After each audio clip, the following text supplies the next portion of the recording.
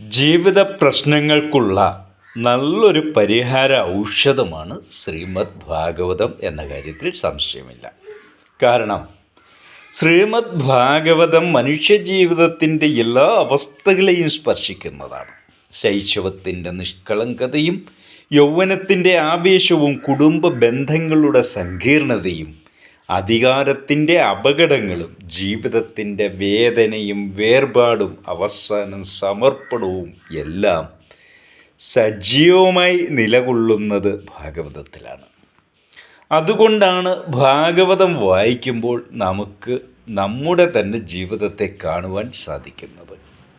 ശ്രീ ഗായത്രി മഠം ഭവനങ്ങളിൽ നടത്തി വരുന്നത് കേവലം ഒരു പാരായണമല്ല.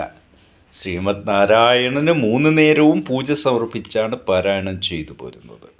4 തലമുറകളായി ഇന്നും കോട്ടം വരാതെ ജീവിതചര്യയായി കണ്ട് ചെയ്തു പോരുന്ന മഹത് കർമ്മമാണത്. ഓം ലോകാ സമസ്ത സുഖിനോ ഭവന്തു.